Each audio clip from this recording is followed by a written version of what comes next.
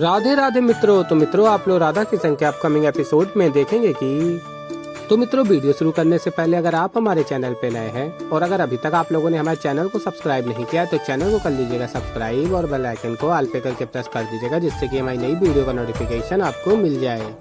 तो मित्रों आप लोग देखेंगे कि महाराज आकाश श्रीनिवास से कहते हैं, श्रीनिवास मैं तुमसे अत्यंत प्रसन्न हूँ जो तुमने चयनकर्ता बनने का प्रस्ताव स्वीकार कर लिया। तुम इतने समय से पद्मावती को नृत्य सिखा रहे हो, इसलिए तुम्हें ज्ञात ही होगा कि नृत्य उसके लिए कितना महत्वपूर्ण है।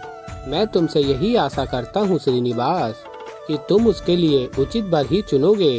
और फिर श्रीनिवास कहते हैं, क्षमा कीजिए किंतु मेरी यहाँ कोई आवश्यकता ही नहीं थी। और बताते हैं ऋषि भृगु एक दृष्टि में उसकी प्रतिभा उसके गुण उस व्यक्ति को समझ जाते हैं। उनके रहते मुझे निर्णायक बनाना आवश्यक था ही नहीं। मैं इसलिए बना क्योंकि आपने मुझे वो सम्मान दिया, आपने मुझे आदेश दिया, उसे मैं अस्वीकार नहीं कर सकता था। और कहते हैं श्रीनिवास महाराज आकाश से उस सौभाग्य के लिए आपका धन्यवाद, किंतु ऋषि भृगु के होते हुए किसी और की आवश्यकता नहीं। और कहते हैं आज्ञा दीजिए। और फिर श्रीनिवास चले जाते हैं और महाराज आकाश ऋषि भृगु से कहते हैं, देखा ऋषिवर, श्रीनिवास गुणवान होने के साथ साथ कितना विनम्र भी है। ऐसे मनुष्य कहाँ मिलते हैं आजकल। और कहते हैं ऋषिवर मैं अत्यंत प्रसन्न हूँ कि श्रीनिवास पद्मावती के स्वयंवर में सम्मिलित हो पाया। और फिर महर्षि भृगु कहते हैं, उचित कहा आपने राजन, आज के समय में श्रीनिवास जैसे युवक मिलना अत्यंत दुर्लभ है। और फिर मित्रों आप लोग आगे देखेंगे कि श्रीनिवास गोविंदराज से कहते हैं, ये निर्णायक बनने के पश्चात कितना थक जाता हूँ मैं, इतने सारे कार्य क्या करूँ गोविंदराज, थक गया मैं। और फिर गोविंदराज श्रीनिवास को देख रहे होते हैं और कहते हैं, ये मेरे समक्ष इतना नाटक करने की कोई आवश्यकता नहीं है श्रीनिवास। और कहते हैं क्या आवश्यकता थी वो प्रस्ताव स्वीकार करने की। और फिर श्रीनिवास कहते हैं, तुमने देखा नहीं कितनी बड़ी सभा थी, कितने बड़े बड़े लोग आए थे, बड़े बड़े राजा आए थे, बड़े बड़े राजकुमार आए थे।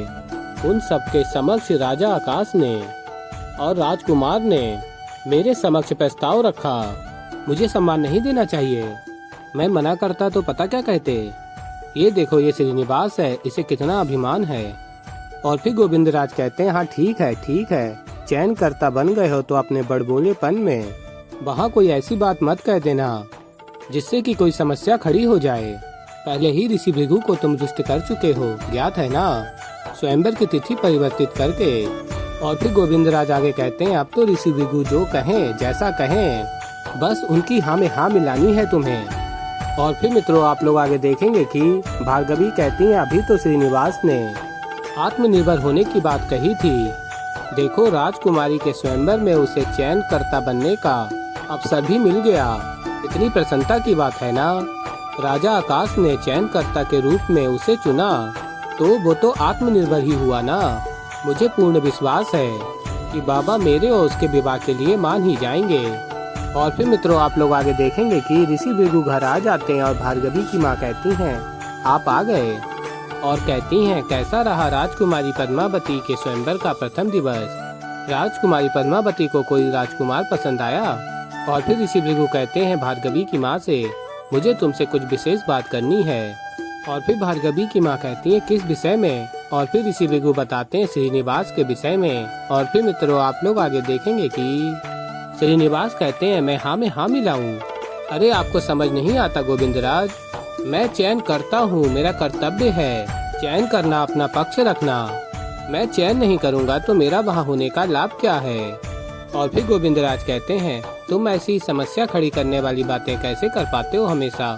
और फिर गोविंदराज कहते हैं आगे, ऋषि भृगु राजपुरोहित हैं इस राज्य के, अरे राजनीति में प्रभाव है उनका, इतने बड़े व्यक्तित्व वाले व्यक्ति से तुम क्यों शत्रुता मोल लेना चाहते हो। और फिर श्रीनिवास कहते हैं, मैं कहाँ शत्रुता मोल ले रहा हूँ हमारे राज्य के राजपुरोहित जी से, मैं तो बस सत्य कह रहा हूँ ना। और चयनकर्ता होने के नाते मेरा जो कर्तव्य है वो मैं निभा रहा हूँ। आपने देखा ना कैसे कैसे व्यक्ति आए थे, कैसे कैसे प्रतियोगी थे, नृत्य का ना नहीं आता उन्हें, और उनमें से किसी एक व्यक्ति के लिए ऋषि भृगु ने हाँ कहा होता तो क्या मैं उसका विवाह राजकुमारी पद्मावती से होने देता? नहीं, अरे राजकुमारी पद्मावती विश्वास करती हैं मुझ पे। विश्वास किसी का कभी तोड़ना नहीं चाहिए गोविंदराज। और रही बात ऋषि भृगु की, तो वो चिंता भी आप छोड़ दीजिए, क्योंकि वो चिंता मैं दूर कर चुका हूँ।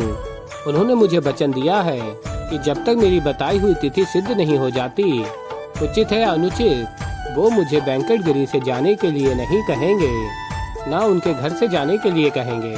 और फिर गोविंदराज कहते हैं एकमात्र यही बात है पूरे इस प्रकरण में जो ठीक हुई है श्रीनिवास। और फिर मित्रों आप लोग आगे देखेंगे कि महर्षि भृगु भार्गवी की माँ से कहते हैं मुझे श्रीनिवास को लेकर कुछ खटका सा लग रहा है।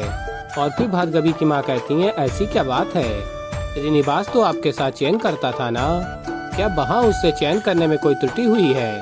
और फिर ऋषि भृगु कहते हैं नहीं, वहाँ कोई त्रुटि नहीं हुई है, स्वयंवर भी अच्छे से हो गया, किंतु मुझे श्रीनिवास का व्यवहार ठीक नहीं लग रहा।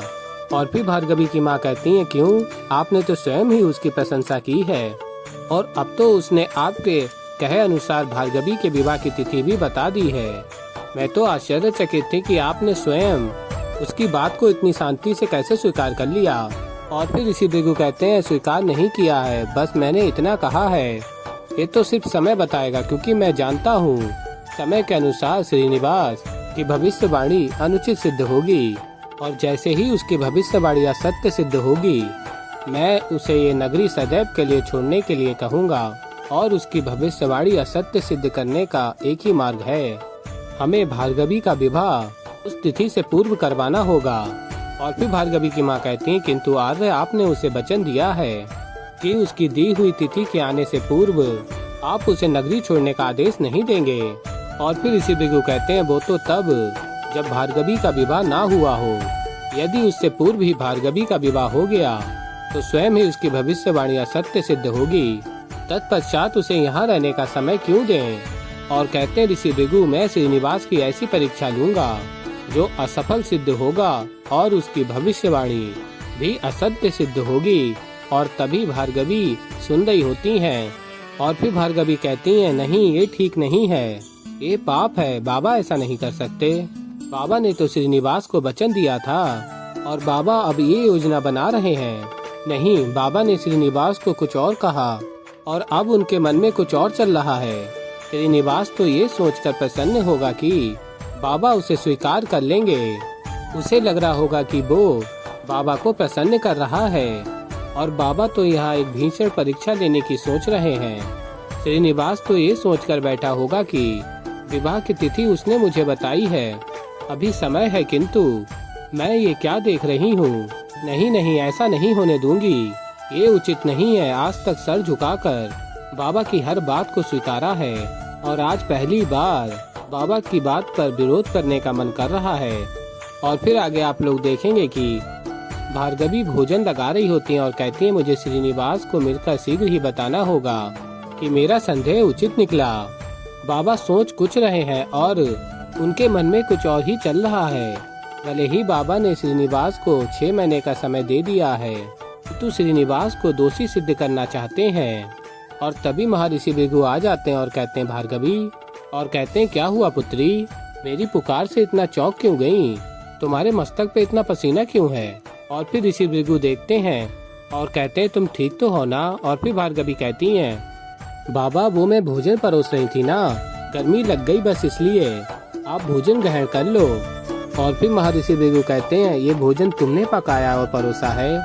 और कहते हैं जब तुम छोटी थी ना, तो जब भी तुम्हारी माँ भोजन परोसती थी तुम दौड़ के मेरे पास आ जाती थी और बैठ जाती थी और ये हट करती थी कि पहला निवाला तुम अपने हाथों से मुझे खिलाओगी, और वो निवाला तुम्हारे नन्हे नन्हे हाथों में तो आता नहीं था, इसीलिए वो निवाला मैं तुम्हें अपने हाथों से खिलाया करता था। और आज तुम्हारे वो नन्हे नन्हे हाथ इतने बड़े हो गए कि उन्हीं हाथों से तुमने आज भोजन पकाया और परोसा है। और कहते हैं ऋषि भृगु मेरी पुत्री बड़ी हो गई। और कहते हैं ऋषि भृगु क्षमा करना पुत्री, पर मैं ये भोजन ग्रहण नहीं कर पाऊंगा, मुझे राजमहल में अतिथि सत्कार स्वीकारना होगा, किंतु तुमने इतने परिश्रम से भोजन बनाया है तो मैं चाहता हूँ कि तुम बचपन की भांति पहला निवाला मेरे नाम का ग्रहण करना और मैं इस स्वयंवर के पश्चात तुम्हारे हाथों का बनाया हुआ खाना अवश्य चखूंगा। मैं चलता हूँ। और फिर ऋषि भृगु चले जाते हैं और फिर भार्गवी कहती हैं, नहीं बाबा, मैं आज आपके नाम का ग्रास नहीं खाऊंगी, क्योंकि आप जो श्रीनिवास के साथ कर रहे हैं वो अनुचित है और मुझे ये सब श्रीनिवास को बताना ही होगा। और फिर मित्रों आप लोग आगे देखेंगे कि श्रीनिवास कहते हैं, मैंने कभी सोचा भी नहीं था कि ऐसा क्षण मेरे जीवन में आएगा।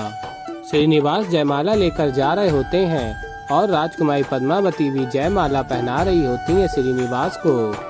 और तभी राजकुमार वासु कहता है राजकुमारी पद्मावती से, ये तुम्हारा आखिरी अवसर है बहना, मेरी बात मानो तो इस विवाह को इसी क्षण रोक दो।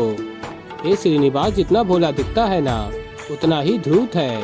पता नहीं तुम इसका छल देख क्यों नहीं पा रही हो। विवाह के पश्चात तुम्हें ये समझ में आएगा। और फिर राजकुमारी पद्मावती कहती हैं, केवल तुम्हें इस विवाह से आपत्ति है वासु।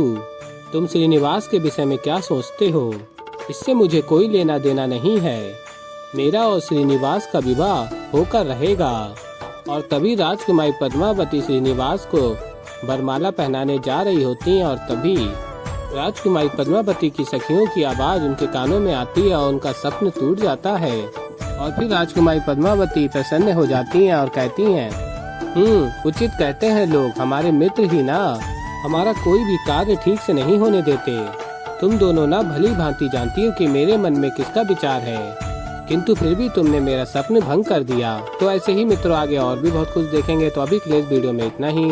तो मित्रों मैं मिलता हूँ जल्दी एक नई वीडियो के साथ। तो तब तक के लिए राधे राधे।